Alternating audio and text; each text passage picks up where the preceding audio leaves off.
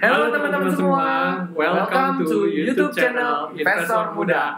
Muda Mapan.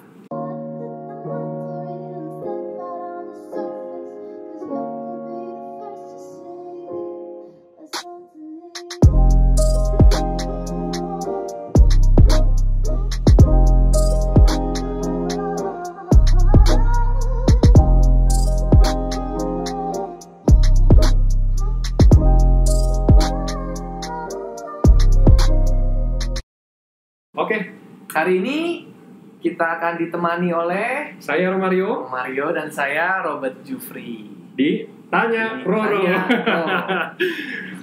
Oke. Sekarang kita bahas apa buat hari ini, buat Pertanyaan-pertanyaan sekarang yang sering muncul tentang investasi Ori 17 ya. Oh iya, soalnya kan memang udah dibuka ya semenjak 15 Juni sudah bisa dibeli Ori 17, yaitu obligasi retail Indonesia. Ada juga beberapa followers kita di Instagram nanya-nanya soal kok bahas Ori dong gitu kan. Obligasi itu apa sih, bedanya apa dengan saham gitu kan. Nanti kita bahas semua perbedaannya, keuntungannya, kekurangannya juga. Dan juga kita bandingkan dengan yang lain-lainnya, gimana caranya supaya investasi di obligasi tersebut. Jadi sebenarnya masing-masing itu juga punya karakteristik masing-masing. Benefitnya juga beda-beda. Ya. Dan jadi sistemnya juga beda-beda. Karena memang yang tadi disebut sama Robert itu ada 4 kan. Itu sebenarnya dibagi-bagi juga. Jadi namanya obligasi konvensional dan juga obligasi syariah. Gitu. Jadi kalau yang obligasi konvensional ada apa aja? Yang Ori dan SBR. Ori dan SBR. Jadi obligasi retail Indonesia dan juga saving bonds retail. Betul. Lalu yang syariah? Yang syariah itu ST dan SR. ST itu jadi sukuk tabungan dan sukuk retail. Nah, jadi itu teman-teman bebas sih mau milih yang mana, tapi tergantung ininya ya, jadwal penerbitannya juga ya. Jadi harus sesuai sama dari pemerintahnya, mereka menerbitkan yang mana gitu, baru kalian bisa beli. Gitu. Memang sama-sama ada hasilnya, cuman perbedaannya di sini adalah cara penyampaiannya aja ya yang berbeda ya. Jadi kalau kayak sukuk retail dan sukuk tabungan itu benefitnya adalah imbal hasil. Jadi kita ada pembagian hasil begitu dari keuntungannya. Kalau dibandingkan dengan yang konvensional kan ya. Ya betul. Kalau yang SBR dan Ori itu keuntungannya adalah kupon ya. Kupon ya, sebutannya kupon. Sebutannya kupon. Karena kenapa disebut kupon? Karena dulu itu kalau kita beli SBR atau Ori itu kita masih dikasih semacam kupon yang kita bisa sobek-sobek dan kita tukerin untuk hasil uang tunainya begitu. Iya, berarti itu salah satu bedanya. Dan juga kalau untuk yang syariah itu ada perjanjian akad gitu bedanya. Kalau misalnya untuk Ori dan SBR itu nggak ada perjanjian akadnya. Itu mengapa dibedakan lah jadinya konvensional dan juga syariah. Oke teman-teman, ini kan yang lagi banyak beredar sekarang, yang lagi banyak dibahas itu kan soal Ori 17. Jadi mungkin kita nanti akan lebih fokus ke Ori 17 ini. Jadi kita mau tahu nih perbedaannya apa aja sih dengan yang lain-lainnya tadi tuh, yang dari ada 4 kan tadi, salah satunya kan Ori. Nah, jadi yang 3 lain itu bedanya apa sebenarnya sama Ori ini?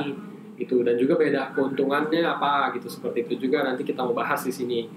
Jadi mungkin awal-awalnya ini kita perlu tahu dulu, Bert. Jadi Ori itu sebenarnya diterbitkan untuk apa sih gitu? Maksudnya kan ya itu kan surat utang negara. Negara berutang ke rakyat untuk apa gitu. Sebenarnya Ori 17 itu adalah surat hutang yang dibuat oleh pemerintah ke-17 gitu ya. Artinya penerbitan ke-17. Penerbitan ke-17. Jadi udah ada 17 surat hutang lah yang Ori lah, Ori yang obligasi negara retail terbitkan untuk meminjam uang dari kita gitu ya. Biasanya untuk membantu pembiayaan APBN, ini ningkatin GDP juga. Jadi biasanya akan dialokasikan tergantung negara sedang butuh untuk arah apa.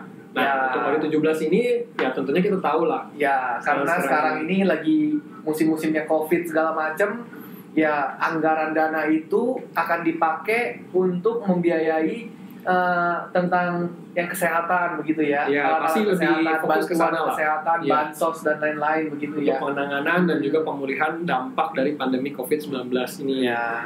Lalu juga pasti untuk mendukung semua penanganan kesehatannya lah. Ya kan, seperti itu kan. Utamanya di situ, itu salah satunya sih sebenarnya. Tapi ada banyak juga sebenarnya hal lainnya yang mungkin akan pemerintah alokasikan dari ORI ini. Oke, sekarang kita akan ngomongin soal perbedaannya antara SBR, ORI, ST, dan juga SR. Ya kan? Dimana sebenarnya di keempat ini ada juga yang memiliki pasar sekunder, dimana kita bisa, ketika kita sudah membeli surat SBN ini dari pemerintah, kita bisa perdagangan lagi nih. Jadi kita bisa mendapatkan capital gain gitu loh. Ya, jadi mesti perlu diketahui dulu ya. Jadi kan kalau ORI itu sama SR kan mirip-mirip. Kalau SBR sama ST mirip-mirip. Ya, konsepnya mirip-mirip, cuma kan yang satu konvensional, yang satu syariah. Betul. Jadi kalau untuk ORI dan SR itu jatuh temponya itu 3 tahun. Nah, kalau SBR sama ST itu jatuh temponya 2 tahun. Dari kupon bunganya itu? Dari kupon bunganya juga beda. Ada yang floating ya kalau misalnya ORI sama SBR kan kita ngomong bunga ya. Ya. Kalau misalnya untuk yang ST dan SR kan kita ngomonginnya imbal hasil ya. Sama ya mirip-mirip lah itulah. Cuman memang konsepnya berbeda, konsepnya berbeda karena satu syariah satu konvensional. ORI itu jadi dia untuk bunganya itu fix gitu. ORI itu fix. Bunganya fix. Jadi selama sampai jatuh tempo 3 tahun itu bunganya selalu fix segitu. Ditetapkan oleh pemerintah berdasarkan suku bunga BI rate yang ada gitu sekarang ini. Nah, kalau misalnya untuk SBR, bunganya itu fix ditambah dengan floating juga, floating rate juga. Maksudnya gitu. Fix dan floating itu? Jadi ada bunga fixnya, terus juga ada floatingnya tergantung pergerakan suku bunga gitu. Jadi tapi tetap ada plafon minimalnya juga sih. Jadi nggak mungkin sampai di bawah juga. Tapi kalau misalnya memang suku bunganya naik, ya dia otomatis juga ikutan naik.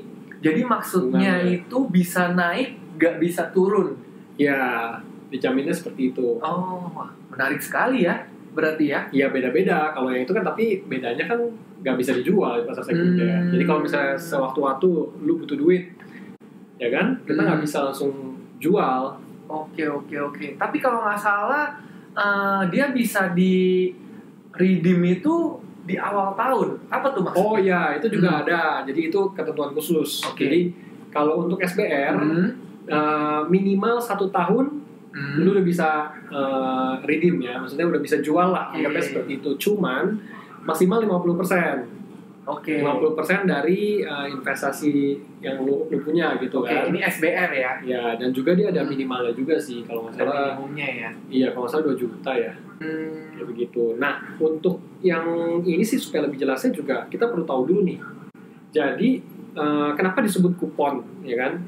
Karena untuk obligasi ini dia bakal selalu kasih bunga per bulan gitu. Gitu. Jadi contohnya bunga per bulan. Ya. Jadi ada cash flow ya istilahnya ya. Ya, bisa dibilang ya cash flow. Jadi kayak bunga lah, bener lah cash flow sih seperti itu. Ya. Jadi bagi fix per bulan gitu. Jadi memang bunganya, contohnya kalau yang ORI 17 ini kan 6,4%. Ada pajak juga. Pajak obligasi itu 15%. 15%. Ya, jadi kira-kira sekitar 5,4 bersihnya ya. 5,4 ini dibagi itu kan 5,4 per tahun kan. Jadi harus dibagi supaya jadi per bulan bagi 12. Bagi 12. Iya, jadi ya segitu yang kalian bakal dapetin per bulannya dari kuponnya itu. Ini baik ORI dan SBR ini dua-duanya akan dibagikan per bulan ya? Iya, sama. Semua obligasi pemerintah ini akan dibagikan per bulan bunganya. Kalau untuk yang obligasi syariah, itu kita sebutnya imbal hasilnya juga dibagikan per bulan juga. Seperti itu. Oke. Jadi kalau misalnya gua dan teman-teman mau mulai investasi di surat utang negara ini, obligasi ini, minimumnya berapa ya? Minimal pembelian.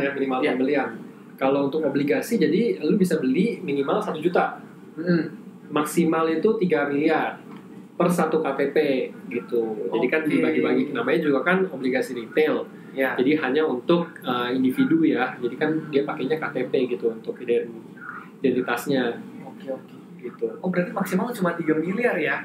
Iya, itu juga salah satu ya bisa dibilang kekurangan juga ya kalau bisa dibandingkan dengan investasi lainnya. Kalau semacam kayak deposito dan lainnya kan tidak ada maksimalnya ya? Iya, kalau misalnya dibandingin deposito ya seperti itu, tapi kan pasti bunganya juga berbeda. Iya. Kalau misalnya kita mau coba bandingkan dengan deposito, kalau deposito itu memang benar, jadi kita juga bisa beli kapanpun, ya kan? Iya betul. Nah, kalau ori ini kan cuman kalau misalnya memang negara menerbitkan ori, jadi nggak keluar setiap saat ya? Iya, nggak tentu juga. Dan juga jendela pembeliannya, maksudnya jadi kapan kamu bisa belinya itu kan terbatas. Kalau misalnya lewat dari itu bisa sih, cuman belinya di pasar sekunder dan harganya juga kemungkinan bisa aja udah naik karena kan memang ada capital gain.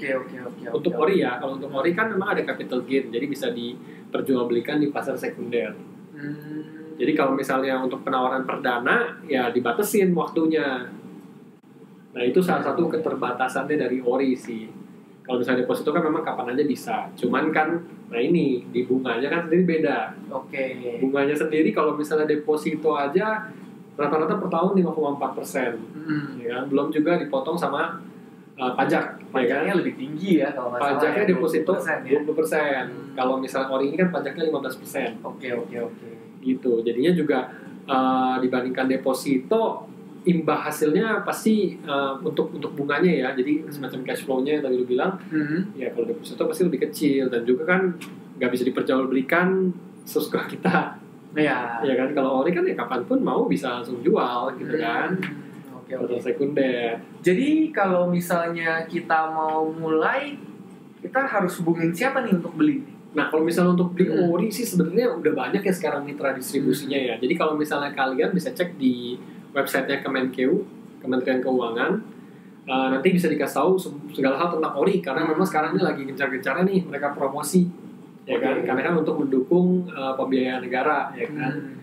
Jadinya banyak sekali mitra distribusi yang bisa, ada bank, ada juga banyak aset manajemen, sekuritas, ada juga seperti P2P juga ada, P2P lending, ada juga banyak ini aplikasi investasi yang biasanya muncul sekarang itu udah lumayan juga, udah bisa juga beli lewat sana gitu jadinya. Sebenarnya channelnya gampang sih. Gampang ya? Iya, bahkan di bank-bank yang umum pun udah bisa lah. Kebanyakan kemungkinan besar bisa di ori. Bahkan kadang-kadang ada cashbacknya juga. Dari tadi kan kita ngomongin soal keuntungan dari investasi di surat utang negara ini. Kira-kira kerugiannya apa ya? Pembahasan soal ori ini akan kita lanjutin di video part 2 ya teman-teman.